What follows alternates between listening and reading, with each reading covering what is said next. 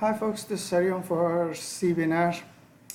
Uh, as promised, today we are going to try to understand why there is the blinkers work for quite some time, unlike your if you put a brake, the red light just goes on and then it just goes away, right? So these ideas of blinkers and the brake lights are based to a certain extent on attention theories as well as neurophysiology as a whole, if you will. Now, the first thing you want to remember is the brain is sort of a heavy-duty machine which needs a lot of energy, right? You all would have studied in exercise physiology that 20% of what we consume, if you consume 100%, 20% of what we consume goes to your functioning of your brain, right? It needs a lot of energy, even when they are at a resting stage, right? The resting beta metabolism rate itself is fairly huge, right? And it seems that the attention is also limited. We can't have dual attention. You can't do two things at the same time. That's why they keep on telling you never to make a phone call or talk on the phone when you are driving, because it is difficult to concentrate on the road as well as on your phone, right?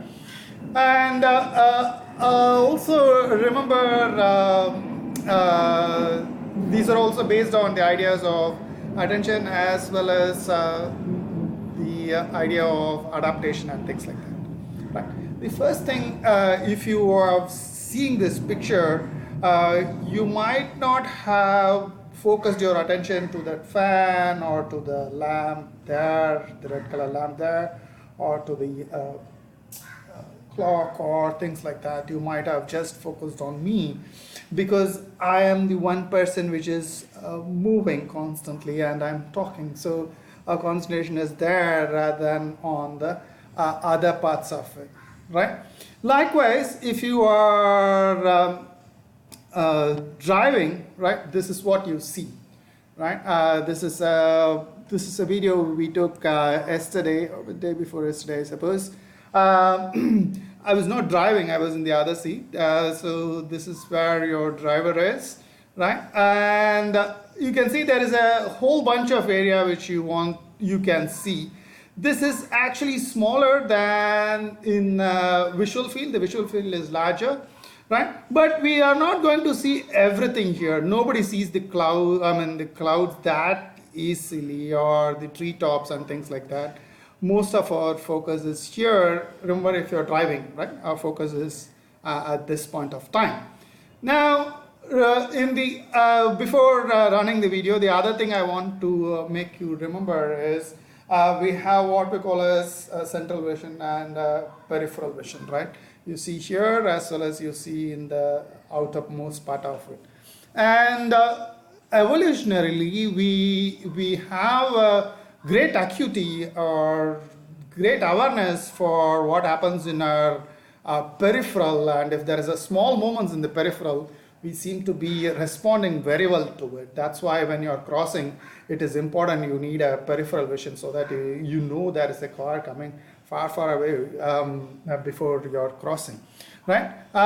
It is also evolutionarily important. Something suddenly flashes, you are aware. You don't know whether it is a tiger or just a rabbit, right? So we don't know whether it's going to come to eat you or whether it is danger or it is not a danger kind of thing, right? So with all these things in mind, we will run this video. Now, if you can see that I have taken this video, we are about to turn, right? So you can see that the car started, he has put on his blinkers, right? The blinkers is already on, and you can see it keeps on going, right? Now, the first thing you want to remember, if a sudden light pops up, right, when I'm talking like this, and suddenly if I do this, right,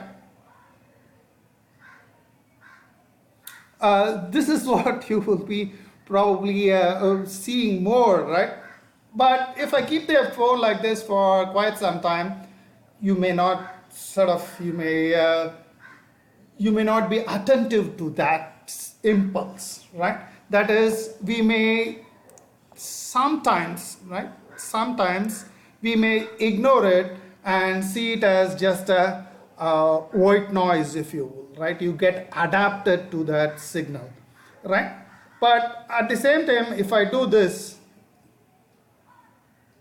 right, you can see that whatever happens, you are keeping on seeing that the attention is not going to go away, right? That is why you will have the blinkers will always be going up and down. That is, it will flash and then come back. If not, you will get adapted. One of the reasons why, because as you can see that before 500 meters or at least 100 meters, he starts to put his blinkers.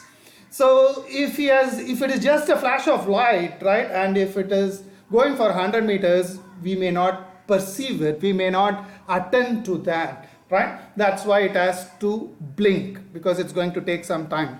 But at the same time, when you are seeing, when he is coming near to a, but at the same time, you can see that he is coming nearer to a speed breaker. So you can see that there is a red light popping, right? And then it's gone, right? Why? Because unlike a blinker, which has to be there for quite a distance, your brake has to be there. You can't keep on keeping your foot on the brake, right? You don't do that, otherwise you are not going to move. So the brake comes up, flashes, and then goes away. But a blinker has to be there for a longer time, so it keeps on blinking. And also, if you see the color, it's based on sort of Pavlovian idea. We know that we have already always been told red is to stop. That's why you will always have a red stop sign or a red light for your brake. And amber is to be careful, right? That's why your blinkers will be in orange color, right? So that is the idea behind why our blinkers are there for a long time and the brake just comes and goes, right? There are some similarities between all the time to our attention. We always remember something which is fancier rather than the ordinary, right? That's why we always remember the one patient who made a tremendous recovery rather than all the average patients, right? For more videos like this, please subscribe to our channel, and bye bye, happy new year.